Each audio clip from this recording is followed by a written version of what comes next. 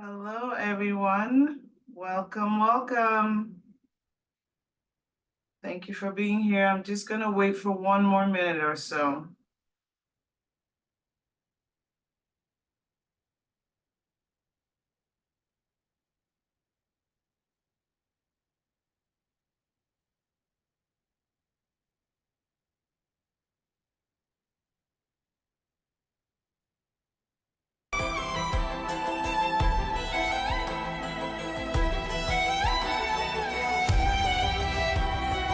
Gonna make you co-host.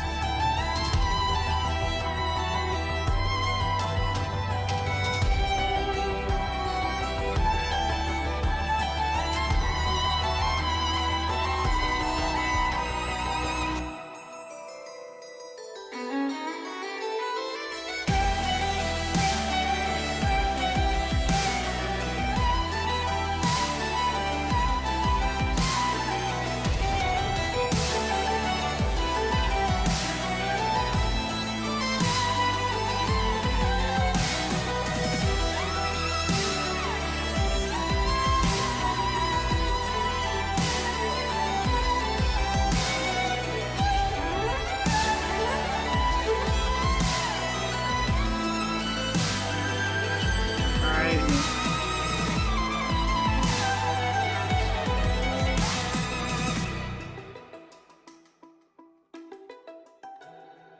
Okay.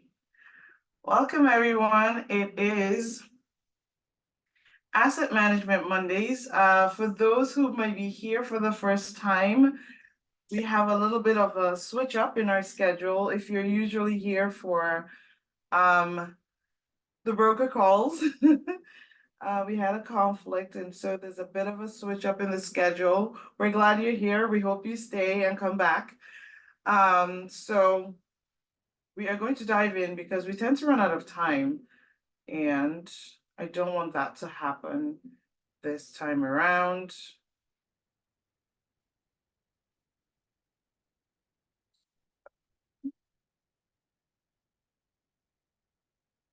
Stop sharing.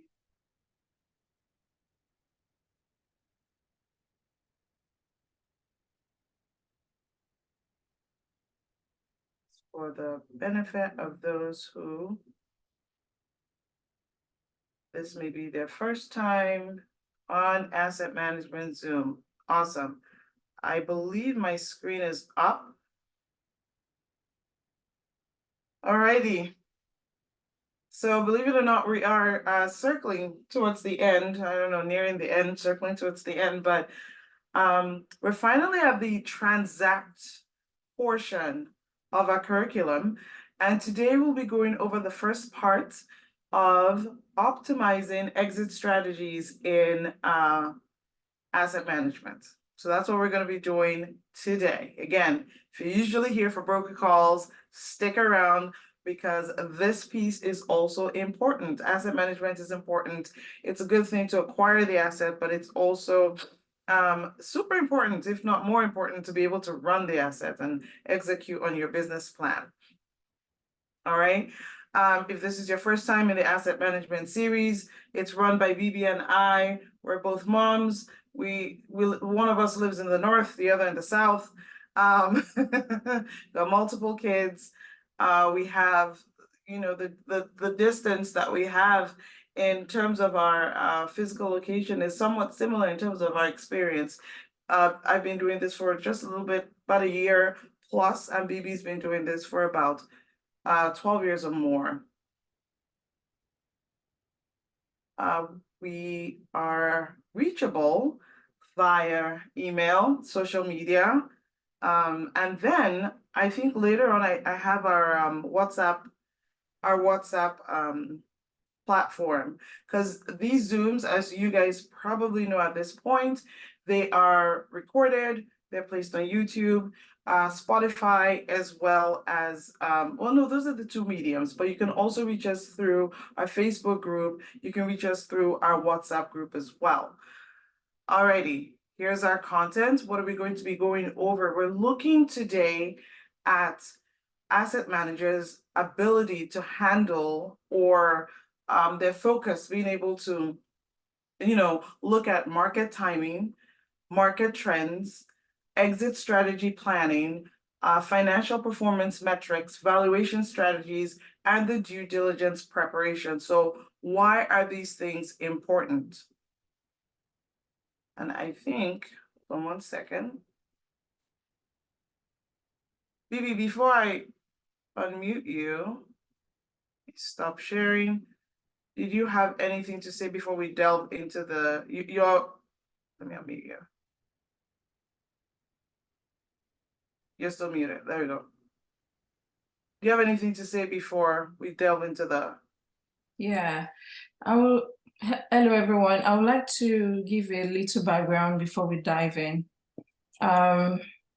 We've been talking about the different processes of asset management from we were able to discuss, I think at the beginning we discussed team structure, we went into property management, we also went into KPIs. The reason why I'm going back to make us understand why am I going back is because your exit actually starts from your beginning.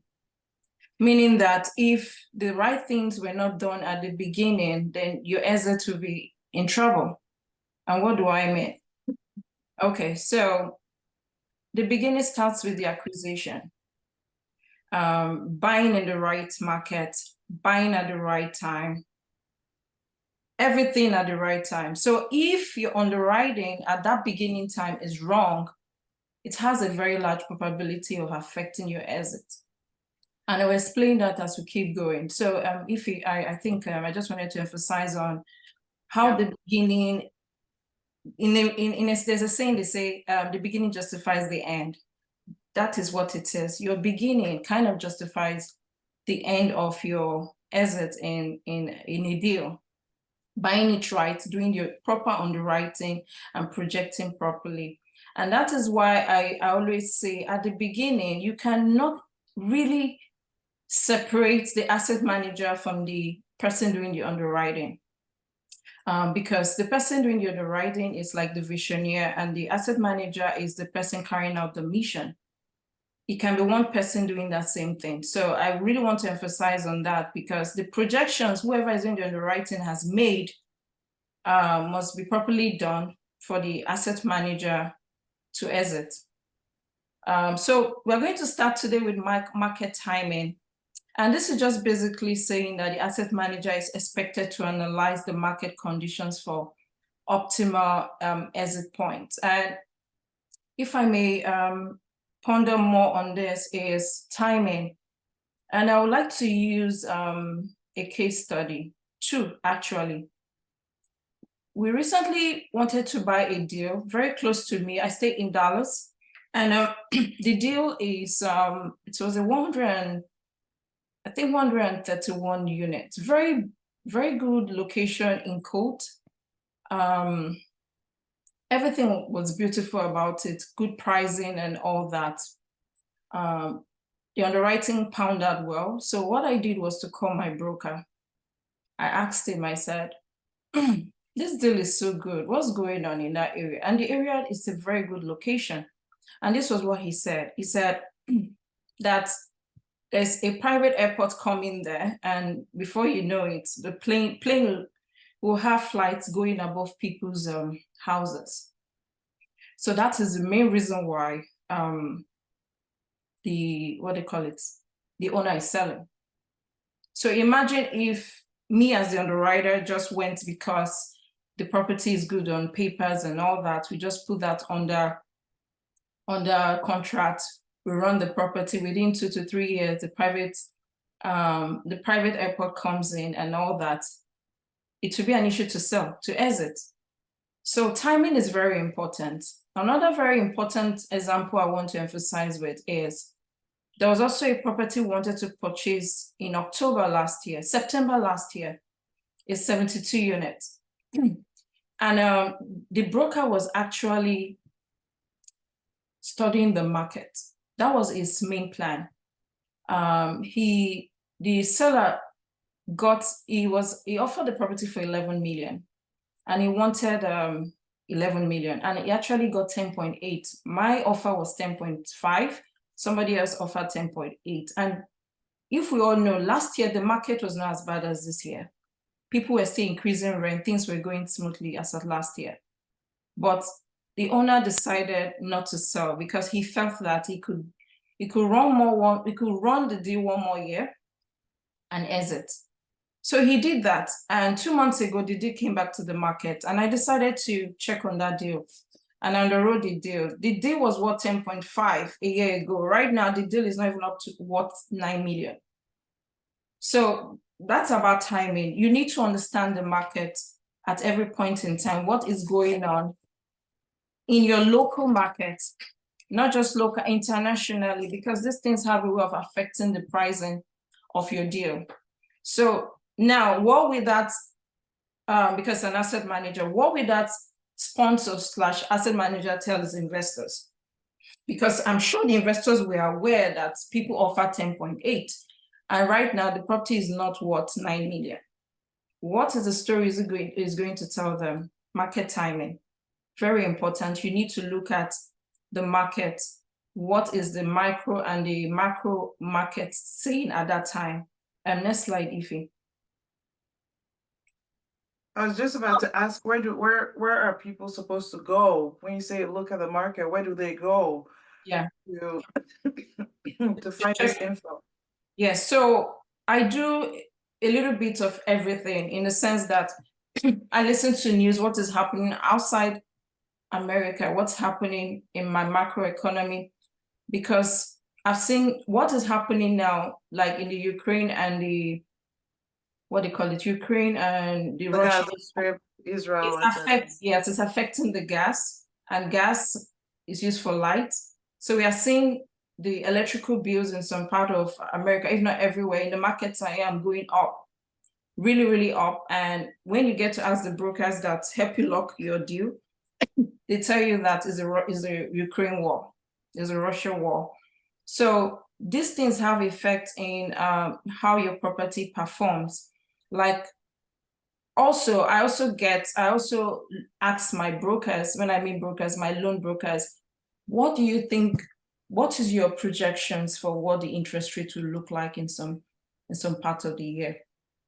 What do you think? Because as of last year, I knew that the interest rate was going to be this, because I had some good people around me, and I kept asking questions.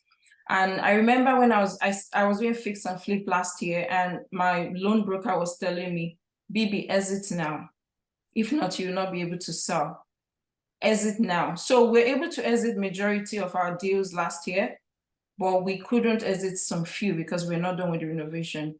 And we had to rent them for like single family renter. So that is what information can do to you. You can check articles. There are some people that talk about the economy on a constant basis. There are some economic experts you can listen to.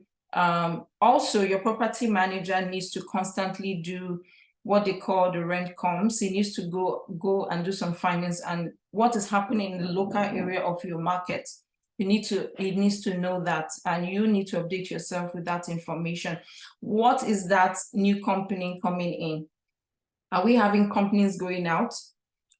We can see some locations where big companies are leaving, like in California, especially San Francisco. It would be foolish of you to say you want to go there and buy now. That is not the right timing, because as of now, companies are leaving. The timing is so wrong for you to invest in that market, and that overall can mess up your deal. If you look at my screen, you see what we are looking at is about 43 years interest rate, how it has fluctuated over time. Interest rate is one of the factors of we exiting. It's a major factor of your exit. So if you look at it, you see that towards 2012, it started trickling down, even up to 2022, January 2022, it was still very low. And that was a good time for people to refinance their property. I remember then my parents bought one of their houses in 2001 in California. And they bought it at that time, the rate there was 8%. Right now, 8% looks strange, right? But then 8% was like our 4%, it was a good rate at that time. They bought it at 8% at that time, and around 2012, they didn't refinance it. They didn't do anything because they didn't know. They didn't know better. They left it. It kept accumulating equity, but their mortgage was the same. So these are the interest rate to kind of give you an idea of when to refi or when to exit a deal. For some people, they took advantage of that in 2020. You could see some people selling off their, refinancing their property, pulling out equity because they were timing the market. They were reading, they were like, I had 5%, I could reduce it to 3%. That is the job of an asset management, to know what's the best time to refi or sell and all that. So this will give you an idea of what has been happening since 1972 to 2023. Right now, we are in the peak. This is almost 8%. And what does that tell you? So it depends on your business plan at this point to know what to do at that time. But this is not the time for you to say you want to refinance your property. It's going to, imagine refinancing your property from 3 to 8. And that's why we are seeing that 2024 is going to be a very bloody year, because many loans are going to be due. That is not the right time for deals to exit, but the terms of their loan is going to force people to exit. And another thing that is happening is that we are seeing that the interest rate of which you enter that deal is not going to be the same at which you're exiting if they are trying to refi, meaning that some of them went into that deal at 3%. Right now, the deal is at 7%. What does that tell you? You might not get up to the bank's DSCR. DSCR is debt service ratio. 1:25 is the common one we see. Right now, we're even seeing 1:30, meaning that if your interest rate is high, you might not even debt service. That means you might not even be liquid enough to even pay your debt. So these are the things that you need to look at when you're exiting. When the interest rate is rising up, is that a good time for me to exit? When it's going low, is that a good time for me to refi? That means pull out equity, or is that a good time for me to sell? These are the interpretations you need to start making when at that time. So interest rate is a very important factor when you're exiting a deal. Next slide, Ify. Sorry, I have cold, so you hear me cough at different occasions. So this was the case study I was telling you about, that the owner put this market on sale last year, but his timing was so wrong. He had the best timing last year, supposed to sell this deal for 11 million. I'm sure he would have sold it for 11 million because he had not even got into best and final. I was at 10.5, someone else was 10.8. So the probability that the person at 10.8 would have agreed for 11 was very high, but he didn't sell. Right now, he can't sell this property for 9 million. That's it. It's still on the market as at yesterday. Next slide, please.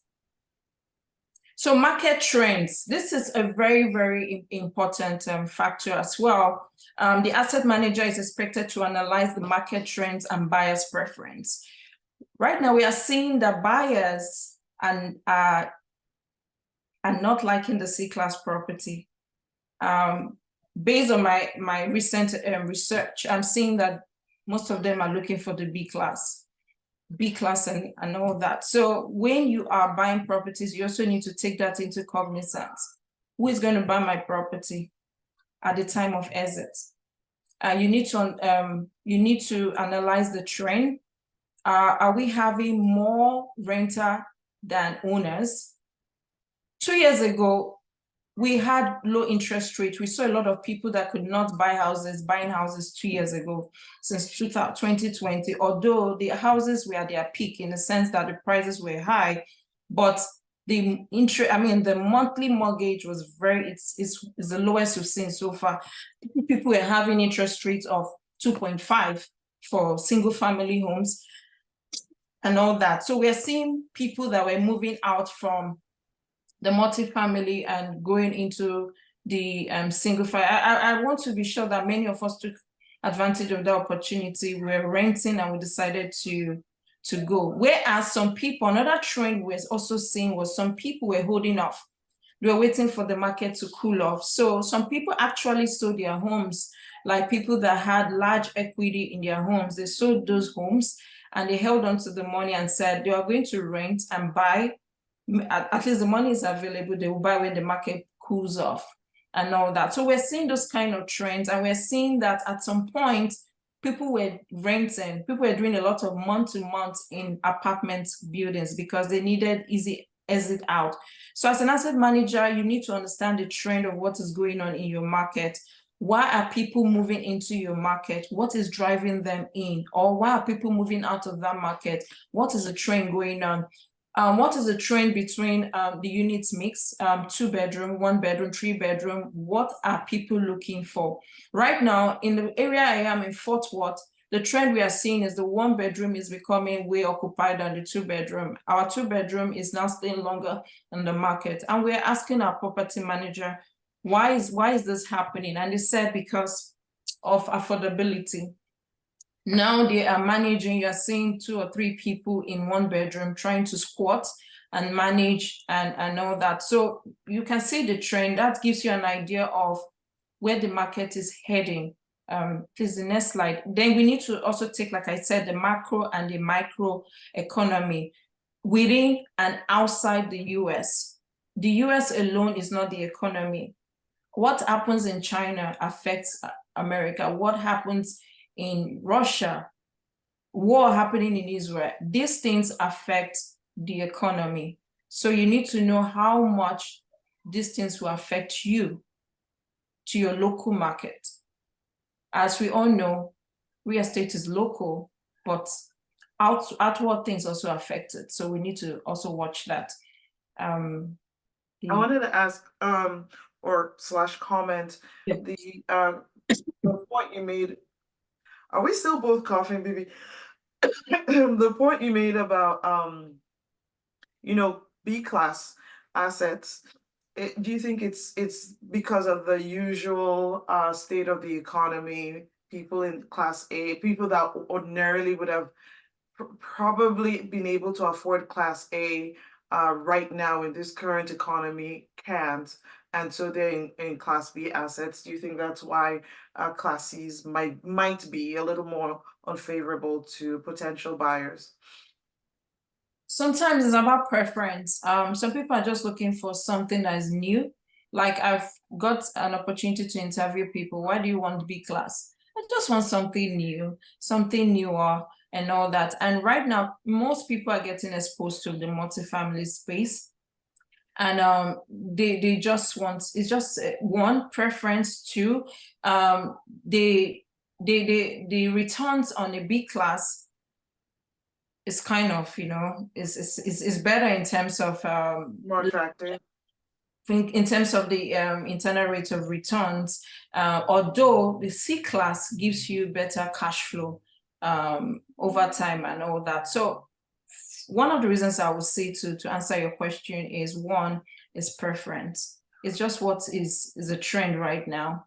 Does not mean that come next year, C class will not be the in thing and all that. No. The market trends, ownership, I've said a little about this. The ownership rate between 1965 to 2022, you can see how it's been fluctuating.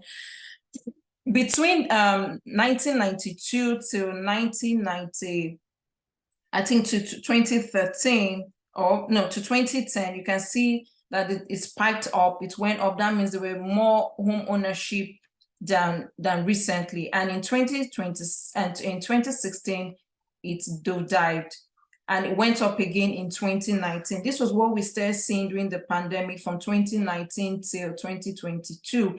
People were buying more houses. And as an asset manager, you need to know if that's the right time for you to exit or if that's the right time for you to stay.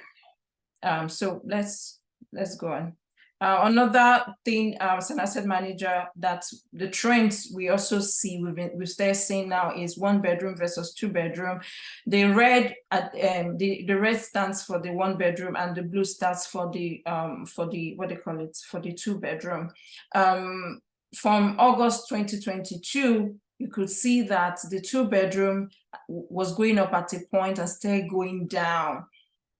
So some people are of the idea of saying that they only want to buy 2 bedroom and 3 bedroom. If you are in that market trend that people are looking for 1 bedroom, then you are in trouble. You know, so it would be very wrong of you to go and buy a property or buy, like I said, the buying, the end justifies the means. So whatever you buy, that's what you're selling. So you need to watch your market trend and see how people are moving, and see how things are moving and all that. So I think I've emphasized much on the market trend. So let's move on to the next. So now, sorry, I told you guys I have code, so please bear with me. As a strategy planning, there are 3 different ways you can exit a property, and one is cash out refi. That means you take out you refinance your property and take out equity. There are 2 types of refi. You can either refinance and don't take out equity. That means maybe you are refinancing to reduce your interest rates without taking out equity. You can also refinance and take out cash. So, but what I'm referring to in this case, in this as a strategy, is taking out cash. And the next one is sales, and the last one is foreclosure. That is also a way to exit a property, but we're not going to talk about foreclosure because it's the easiest thing to do. Do nothing and you get foreclosed. So I don't think we should teach people how to get their property foreclosed, because all you need to do is hands off and that's it, you're fine. So your exit strategy should be clear from the beginning. Remember when we're talking about the business plan, your plan needs to be clear from the beginning. How long do you intend to hold on to your property? If it's 3 years, 4 years, then you need to work towards that from the beginning. And I'll explain to you through numbers. I don't know how many of you have basic understanding about underwriting, because I'm going to show you how, from the mathematical or from the numbers perspective, what all these things mean and all that. So assuming you're holding your property for 5 years or for 4 years, what is your exit strategy from day one towards the end? You can't start preparing to exit in the year you want to exit. That's the mistake some people make. They just wake up one morning, I want to sell my property. No, things must have started going on from year 1 towards your year 3 if you're refinancing, and from year 1 towards your year 5 if you want to sell. Never lose sight of your business plan. Very important. This business plan that we've been talking and we've been hammering on is the most important factor in your deal. Market trends and timing may result in pivoting. Yes, it's possible that your business plan says you should exit in 5 years, but timing, remember we talked about timing and trends. What if there's a perfect timing for you to exit before your exit time? That is, I bought my property when it was at 8%. Right now, in 2 years, I noticed that the interest rate is going to come down to 4. Will I say I have to wait to 5 years before exit? No way. You take advantage of the opportunity and go again. Either you sell or you refi. So it's not cast on stone. Yes, your business plan, like I said, is important, but when there's an opportunity, take advantage of that opportunity and exit. Either you refi or you sell. So I want you to keep that in mind. The next slide. It's I just wanted to jump in and say this is a very common question that we get when we're raising equity, is from investors. What happens if you can't sell?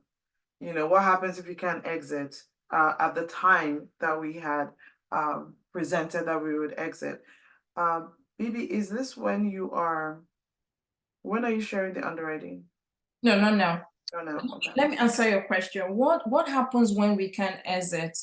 Now it depends on different things. Let me say, if it's a long-term problem or a short-term problem, you need to consider both. Like, for example, if it's a short-term problem, like we know that interest rate was going up because the Fed wanted to fight inflation. We don't see this happening next 5 years. No, nobody is seeing that. And it does not mean that it's not going to be that, but right now, from what we see, it's not looking like that. So if it's a short time and you have a lot of equity on your property, you need to write it out. I've had people, financial advisors telling people, try and write out the storm, because the storm will come. That's why we have the reserve for those type of period. You might need to tap into those reserves that you have at that point to remain afloat. But if it's an issue of a major player, like what happened in Detroit, like the vehicle company was leaving, then you have to cut your losses and leave, because the business is not going, I mean, that state is not going to come back in the nearest future. I think after so many years, it just recently, Detroit is regaining back itself. There's another place in Maryland, it's called Cumberland. The same thing happened to them. That was a long-term problem, and it wouldn't have been advisable for anybody to hold on to their property at that time. So it just depends. And like a short-term problem, you can weather it out. If it's a long-term problem, then by all means, please exit. Valuation strategies. So I'm going to share my screen soon, but before I do that, I'm going to explain what this means. Valuation strategy is an appraiser approach that the lender uses for your property to assess what your property is. So when you are refinancing a property, the strategy is different from when you're selling, slightly, but very close, similar. So if I'm refinancing my property, the first thing that happens is the property will be reappraised. And the next thing we need to take note of is the net operating income, because that will give you the value of this property. For those of us that are new here, NOI means net operating income. It just simply means income minus expenses. That is your NOI, your net operating income. Then another thing you need to also take into cognizance is your cap rate, capitalization rate. This is very important because it also will determine the value of your property. So these are things you need to start taking care of. Some of them we don't have control over, like the cap rates. We do not know what the market will be in the next 3 years, 2 years. We don't know what the market will be saying. But what we can do is to be very conservative and try to make provisions, allowance for that. So in that way, what people do is if your cap rate at the time of you buying this property, let's say is 6%, people now begin to bump it up. When you're doing underwriting, some people bump it up to 0.10, some people 0.15, some people 0.20%. And the reason what they're trying to do is they're saying that they're just trying to be conservative, saying that worst case scenario, my property will lose value. Most times it doesn't happen that way, but it's important that when you're underwriting, you put that into cognizance. So the other thing is comparable sales, the market approach. The lender can also evaluate their properties through market approach. And then last one is cost approach. They rarely use this. We've seen cases whereby the income approach of appraising your property and a comparable and market approach come out to be the same. This is how they evaluate your property. So it's not just for you to say my NOI is good. Is good. What about the cap rate? What about the debt service ratio? Because that is a very important factor for lenders. They want to know if you can pay them their loan in the first instance and all that. So these are ways that properties can be evaluated. Income approach is the most common and market approach is is the other common one. Please, next slide.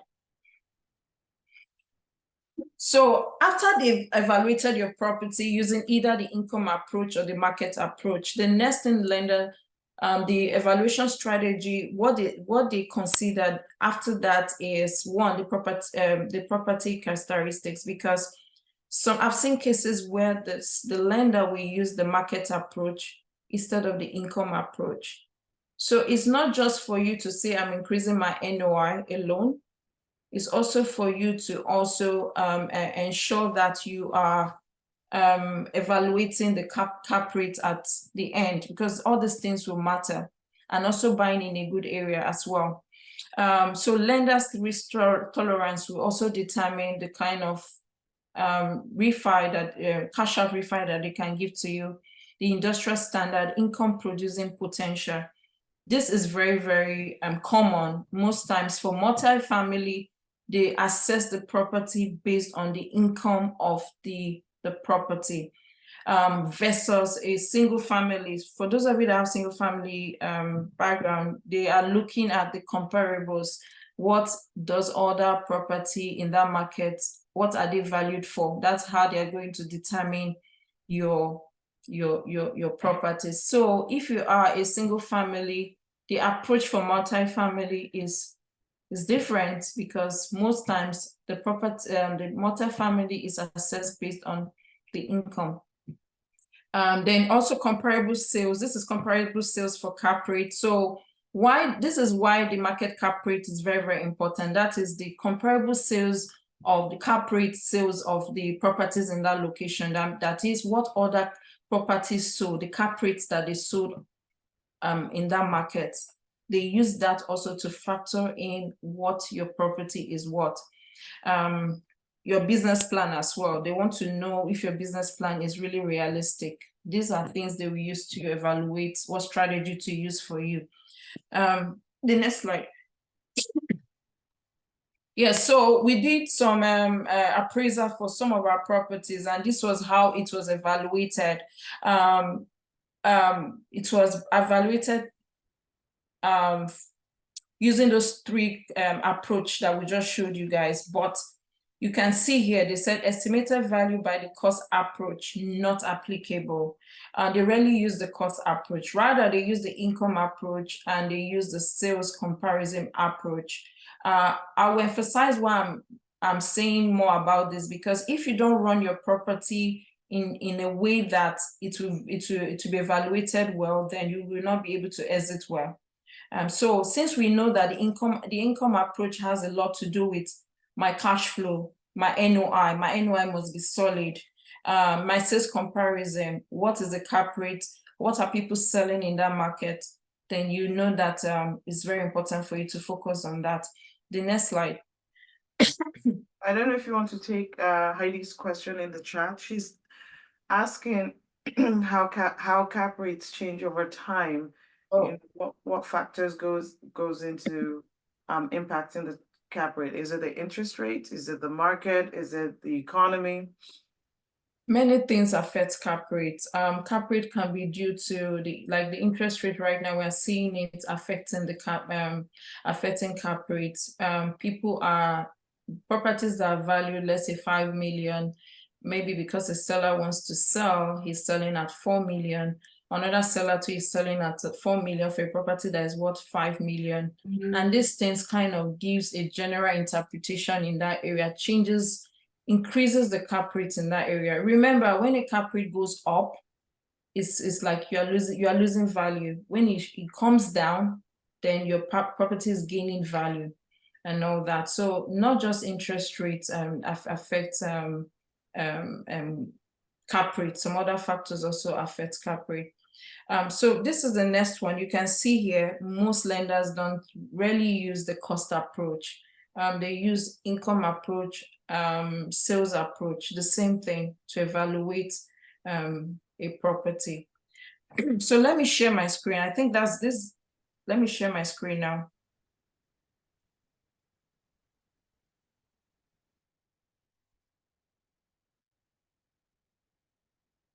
So this is a sample deal. For example, if I have a deal that is worth 17.5 million and I want to exit, I'm sorry, for those of you that do not understand underwriting, I don't know, this is not an underwriting class, but I'll try my best to break it down. This is a property of how many units? Let me go back to the scenario tab. This property is 137 units and is supposed to be, the seller wants 17.5. Bibi, you know, me and my 5 eyes, can you increase it a little bit? Sorry. I'm like, wait, I really need like grandma glasses here. Okay, now we're talking. Yeah, sorry. I like it small. So this property is 137 and let's say I bought it for 15 million based on what is here. So assuming I intend to exit, hold on. Assuming I intend to exit, this is my exit strategy. My exit strategy is to refi this property in 3 years and to sell in 6 years. I'm using the market blanc as SDA for this example. Yeah, so let me go back to my scenario. I have this property, I bought it for 15 million and I intend to refi in 3 years. Right now, based on my offer to the buyer, my offer, I bought it for, sorry, I bought this property actually for 15 million or 14.3 million. My NOI at the time of when I bought it is 2 million. Hold on, I don't think it's 2 million. My NOI, after deducting my income versus minus my expenses, my NOI is 917,721. And I'm telling my investors I'm going to refi this property in 3 years and I'm going to sell in 6 years. That is what I'm trying to say, is that in my 0 year, the day I'm closing, I am currently at 917,721. But on my 3rd year, I should be at 2 million. Sorry, I should be at 1,423,112. So the difference between 1,423,112 minus my startup NOI. Can somebody do that math for me, please? Right. My phone somewhere. Okay, so I'm saying that I'm exiting in my 3rd year. My 3rd year's NOI is 1,423,112. Is someone helping me calculate that? All right, guys, help. 1,423,112 minus. Can you so let me type it out in the chat. Minus 1,423,112 minus. Okay. 917,721. So I'm saying that I want to increase this property's value, NOI, by 505, 391. That is the interpretation of what I'm saying. So meaning that I bought this property, is a value add. I intend to increase rent after renovating this property. And in the 3rd year, I believe with all that, this property should be worth 1.423 million. So it means that this 505,391, I must make that amount in the 3rd year. So what do? Remember, I told you guys that it starts from the beginning.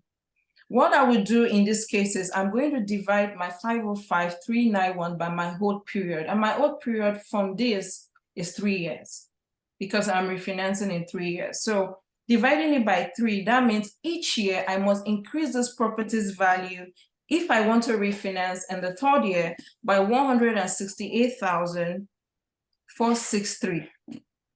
Plain fact. So like I said, you don't just wake up on the 3rd year and say, I want to refi. This thing has to start from year 1. So I know that by year 3, my property should have appreciated by 505,391, meaning that I must make 168,463 annually. Now let's break it further down. 168,468 looks bogus. Let's know how much each unit should be producing yearly for me to make my 505,391 for me to exit. So this property is 137, I guess. Okay, yes, this property is 137. So I'm going to divide my yearly NOI increase that I want by 137 units. So it tells me that every unit every year must give me a profit of an NOI of 1229.7. That is the interpretation. That means I must make 1,122.9.7 every year per unit on my property. So this is not just I wake up and I say I want to sell. No, this is business. So in order for me to achieve that, then I need to make this money. That is why our weekly calls is important. Remember I said KPIs. It starts from the weekly. If you default in your weekly, it's going to trickle into your quarterly performance. If you default in your quarterly performance, it's going to trickle into your yearly performance, and your yearly now becomes an issue for you to exit. And this is why we are seeing that properties are not even appreciating. I mean, they cannot even refi, or they are refinancing and it's an issue. So something happened to us. We bought a property in 2021, and the business plan was for us to refi in 2023, which is this year. But we just discussed now, timing and trends. We decided that it was not the right time for us to exit. So we decided to do what we call to pull out equity, take out a second loan from it.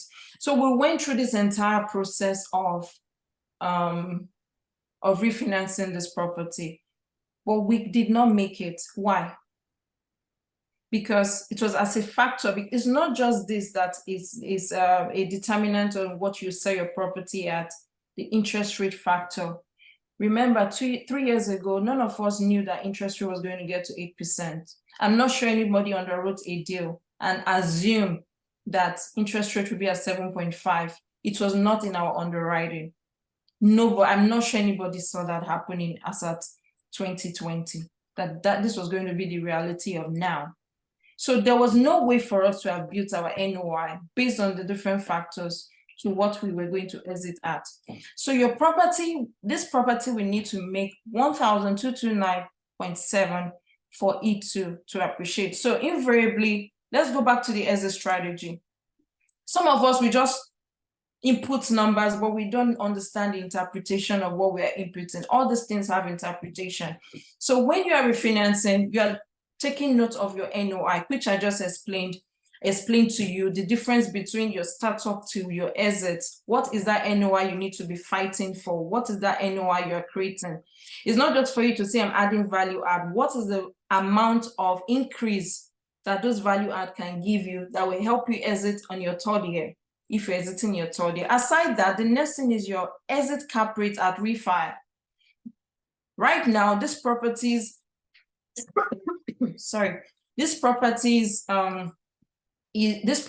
at 5.5 market cap. It's at 6% market cap. So I am projecting that in 3 years it would have increased by 0.3%. That is, my exit cap rate is projected to be 6.3%. Sometimes I make it higher than that. The standard, what people use is 0.1, but sometimes I make my 0.15 or 0.20 when I'm not too sure of that market. So you need to also project that your property is going to lose value conservatively within 3 years of your hold period. That is one. Second is the appraised value. Remember, we're talking about valuation by your lender. the lender is particular about the DSCR, the debt service ratio. So imagine right now, this property, I think it's an assumable loan.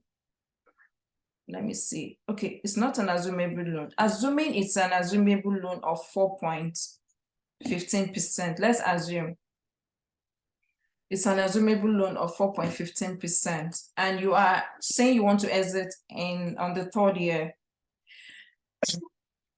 You need to also make provision.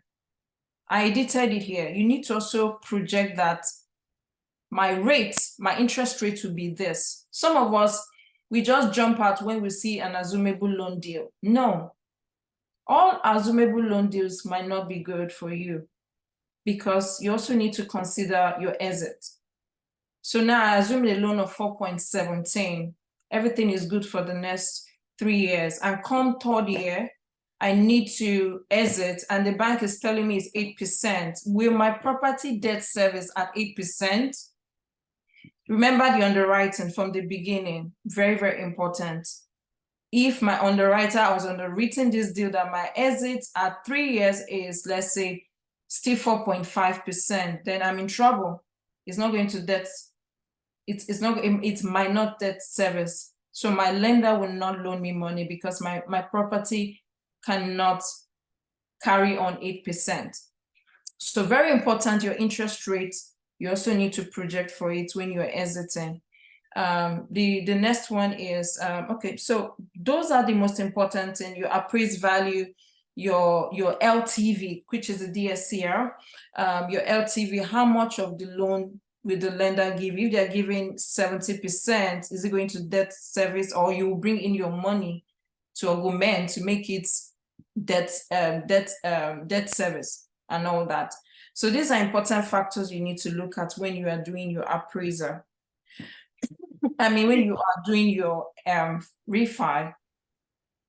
Yeah, you wanted to ask something there. Yeah, I wanted to jump in before I lose track. First of all, Aaron, I don't know if you're still on the call, but thank you for pointing out. He was pointing out that there was, well, when we did the difference between year 1 and year 3 NOI, the numbers were a little bit off. But I think the principle of what Bibi was trying to showcase this is a sample. Yeah, the principle was the same. Can you go to the P&L?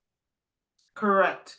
So this is showing that a deal could have multiple exits, right? Yes. So I guess my question is, I have 2 questions, which is that usual? Is that how you normally underwrite? Do you always underwrite with sale in mind and refi potential? That's 1. And then 2, when we're talking about the exit cap rate, I know historically folks have used either 10 or 15 basis points, but what do we use now? Okay. Let me answer. It wasn't horrible. Let me answer the first question. Can you repeat it again? Please don't ask me 2 questions at Oh, no, sorry. I wasn't sure if someone was trying to speak, actually. No, I don't know. So, okay. So the first one, no, the first one, I was just pointing out something that Aaron had said in the, the chat, but that the principle of what you were trying to show was the same. But then the true question was on this slide, right? We show 2 exits, 2 potential exits. So yes. the intent in this case could be, we are going to sell in year 6, right? We potentially could refi. So I guess my question is, when you're underwriting, should the asset manager always have multiple exits throughout the whole period? Is this normal, or? Yes, I would advise for you to have multiple exits. But what is happening now is people are just having one exit to sell. And the reason is because of what is happening, the interest rate factor, the cap rates that is expanding. The market is not stable for people to project, right? So worst case scenario is that I'm going to sell. So that's what people are underwriting for. So, but when I'm doing my underwriting, I try to display both. Then I look at the one that fits the business plan. Okay, so right now we're fighting against 2 things, because when you are putting value on your property, it keeps going high. It gets to a point whereby things start begins to decline. Meaning that's when you see your IRR now starts to drop. It gets to a point whereby your IRR doesn't move, it begins to decline. So as an asset manager, you need to know at what point of the year of your old time is your IRR declining. Then that tells you something, I need to sell, because you've gotten to the peak of where you're supposed to be, that you need to sell. So these are things people don't look at. They just put in numbers and all that. At some point, you see your okay, we can let's try it out here. If I make hold on. If I make my whole time, let's say 10 years, you see my IRR begins to decline. It tells you that I can't hold this property for 10 years because my money, I start losing money at that point, meaning that the whole time of my returns begins to decline. So that I'm happy about this, what they call, we don't do things manually. We can easily, I can still hold this property for 8 years. So let's assume I have investors that want 18% IRR. This tells you the story that, okay, I can sell in 8 years because within 0 and 1, I can still get them 18. But why do I want to hold a property for 8 years when I can actually hold it for 4 years and give them a better return? So it's a combination of many things. It starts from the beginning when you are doing your underwriting. It tells you when you should sell based on the condition or the projections you've given. You know that you put that one aside. Then as you keep going, because it's not cast on stones, if you see an opportunity that maybe we saw cap rates going low, shrinking last 2 years because the market was very favorable. People were selling houses way more than its value and all that.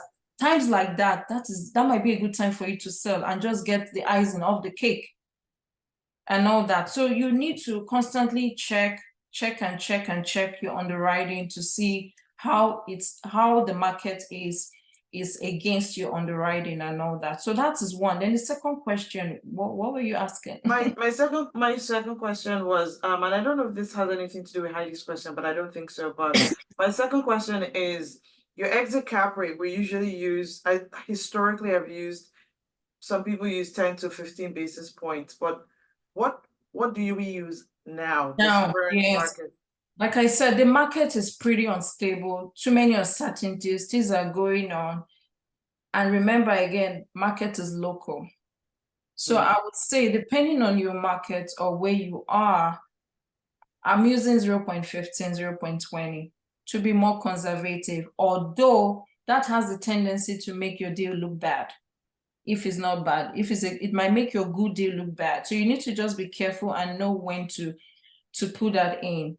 Like when my returns is extremely high, I now become more conservative. Let's assume my returns is 25.15. So what I get to do is, this might not be achievable, depending. I just go ahead and increase my cap rate. Instead of 0.1%, I increase it to 2 to just make it more realistic than it should. So this is the effect of that. It reduces it from 25 to 22. But we should just be cautious of how we use it. It should depend on what is the market currently, because we are seeing cap rates going higher than normal. I've been underwriting deals, and sometimes 2 months ago, a deal might be 5% cap rate. Go back 3 months later, you see it at 5.3, 5.5, just within a short period of time. So there's really uncertainty in the market. So we need to be more conservative. Our advice for people to underwrite at 1.15, 0.15 for now. But when the market is good, 0.1 is a very conservative way. That's the standard actually that people use. Yeah. In their deals. Yeah, so let me go back to what I was saying. So when you are, let me summarize the exit strategy of refinancing your property.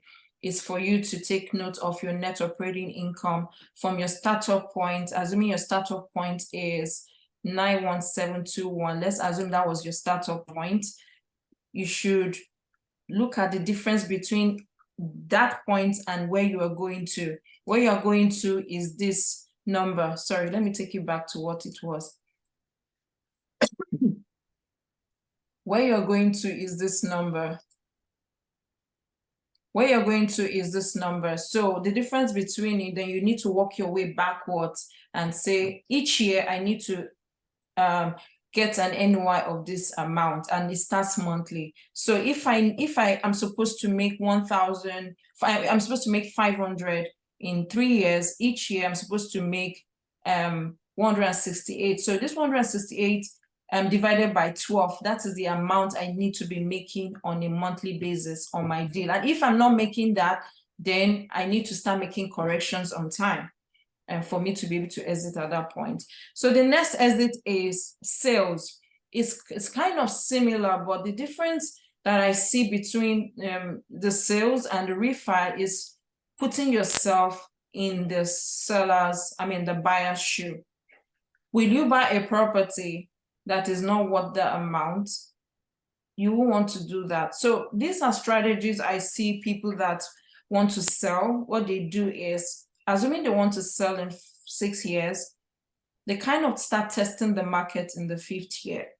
So that was what the example I gave to you, the 72 unit guy was trying to do. He wanted to feel the market and know what his property would be worth, or what its property is worth, to know what pricing to give it. But the issue with that kind of thing that he did was, it was the wrong timing. He didn't time the market. Actually, you don't time the market, but he didn't plan his timing well at all. So he failed in that. But people do that. So if I want to sell my property in the 6th year, I start to engage my brokers. I call like 3 or 2 of them to actually underwrite this deal based on what they are saying in the market, what my property is worth. And I do that. Then don't forget, you are also doing all these things that you've done for your for your cash out refi. You have to also walk your property through those ways to be sure that your property, your NOI is actually at that point. Because this man, we bought this property for 14.3 million. He wants to sell this property at 21.48 in the next 6 years. So your NOI must also be at that point. Your cap rate must also reflect that is depreciating, just to be conservative at that point. When you get to your 6 years, possible it has shrink. So that is more, that would be very good at that time. But if it has not shrunk, then that means you might have made provision for that increase or that depreciation and all that. You should look at all these, the cap rate, the appraised value, because whoever is going to buy it will definitely, it must also debt service. So another thing sellers do is that they get a quote from a bank. So the bank, the loan broker also underwrites this deal and tells you that a buyer should be able to get a loan for your property at this number and all that. So aside doing that, you still need to go further out and do those little things. And not just that, you also need to prepare that property for exit. And these are the things that you need to work with your broker about, because there are some things you need to do. I don't know if you guys have noticed what has been happening in the market. Sometimes if a seller will want to sell in 1 year, what they do is they will renovate like 5 units. Let's assume they have 137 units. They will renovate like 5 of those units and increase the rent. In that way, they're trying to model to the seller that if you increase the rent, this is the value you add to your rent. These things are strategies for selling and all that. So if you are the seller, these are things you should be doing, the things that you do for your refi, and also put yourself in the seller's shoe. If I'm going to buy this property, I'm going to underwrite it in this way, I'm going to do this, do that. Can I buy this property and all that? I think with that, we can end today. I don't know if anybody has a question.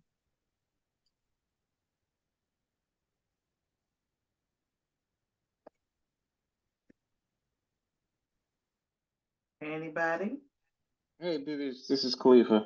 I have one question. So basically, so then, if I understand correctly, right? So increasing the number, like I guess depending on the number of units you have when you're trying to drive that NOI up, increasing the number of rents times the number of units will drive your NOI per year. If you say I have a target of in the next 3 years, I want to drive this, so I want to add, $1 million in value, right? Okay. Yeah, I get what you're saying. There are different ways to add value to your property. Some people just believe it's by renovating a property and that's it. No. You have situations where a property is unstable and you just need to fill up the property. Filling up that property can increase the income. Because if a property is at 70% and you are getting, let's say, $1 million at 70%, so if you fill up the extra 30, you should have another additional 300,000 from just doing that alone. That is value add on its own. Value add technically means you're increasing the income and looking for ways to reduce the expenses. So it's not just, don't put your mind only that I'm just going to renovate. It also boils down to your business plan. What plan do you have for that property at the beginning? Was the plan for you to renovate and increase the rent to market? Doing your underwriting, was there a room for that? Is that property already at the market in the first instance? Was that due diligence done properly for you to know that, okay, my property is at 150, the market's at 200, I can raise it 50. So if I'm raising it at 50, these are things you do at the beginning. Let me share my screen again to answer that. So during my underwriting here, I am saying that this property from the seller told me that the property is getting about 2,321,421 gross income. So for my projected, I'm saying that after doing my value add, irrespective of what that value add is, like I said, it can be renovating and increasing to market. It can be just making the property stable. But just by doing that, or just catching up with the market, that means I'm just increasing rent to meet up with what the market is doing. I can get this. This is the goal, my projection, this. So everything starts from the beginning, like I said. So what's my business plan? You tell me what this is. I don't know what your business plan is. That is unique to you. Your business plan might be to renovate and increase every unit by $100. What does that $100 interpret to you? That is what we'll see here. So based on if it's $100 that I need to increase my rent to, then if I model that $100 per unit, my income, my NOI should have been going up if that's what my business plan says. So it boils down to your business plan. What's that plan that you intend to achieve? That will tell you exactly what you should be modeling in this place. Yeah. Got it. Thanks. Did I answer your question? I know I said too many. Yes, it did. Okay, thank you. Any other questions? Yay, nay. Let me just show you guys then we'll definitely hop off because we are so past time.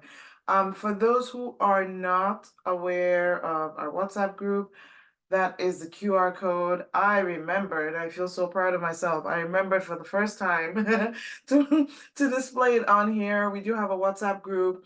Connect with us. If there's any question that comes to mind, something that you either didn't think of, didn't remember, too shy to ask, feel free to pop it in here.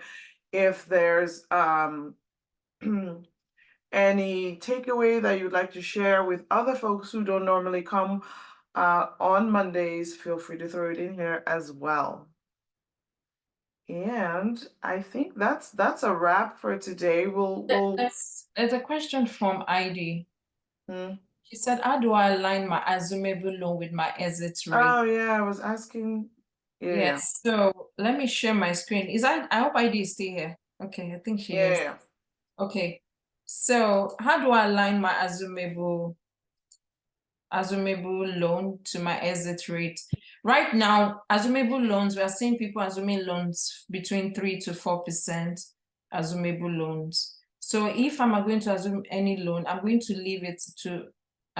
project that at the time of exit, it should be at 6.5 to 7. It does not mean that it's going to be that, but that is a very conservative number. So if my underwriting works at that, then that is a good deal. But if at the time of exit, I cannot even, it cannot be profitable for me if my DSC, my interest rate is increased, then that loan should not be assumed. There are some deals that only work right now when it's assumed, but at the time of exit, it will not work. Remember, if you're also selling, that is the things that's an issue you also face, because the buyer is going to buy it at the new rate, not at your assumed rate. You assume the loan, definitely maybe you've already wiped out the entire assumed loan. So whoever is buying it from is going to take a new debt on it. And in doing that, you need to put that in your underwriting and project that between now and then, I'm sure that my interest rate will go up a little. That is the thing we are seeing now. Before now, the underwriting was not in that way. Our underwriting was based on historical factors that then we're seeing interest rate between 6 to 8%, that was the norm. So we could have said at exit it should be 6, but right now, with what has happened in the last 2 years, Fed has increased interest rate, I think 11 times already. Nobody saw this coming. So it's also ideal for you to just be conservative and just say, worst case scenario, my interest should be at 7%. That's how I'm underwriting it now if I'm assuming the loan. And if it works, I take the deal. If it doesn't work at that point, then I walk away.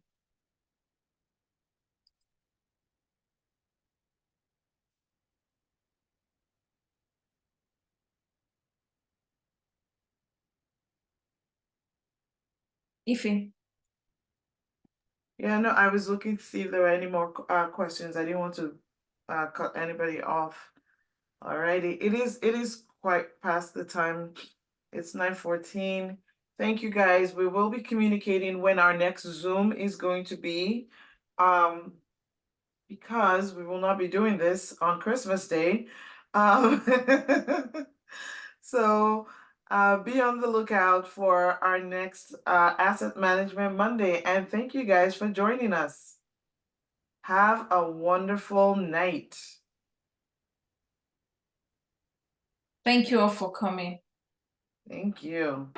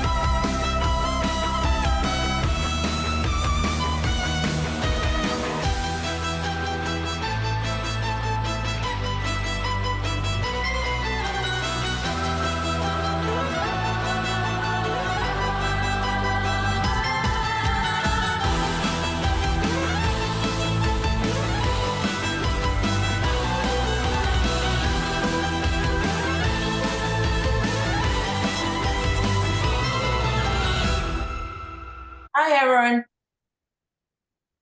Yes, what were you saying on the chat? You said not one and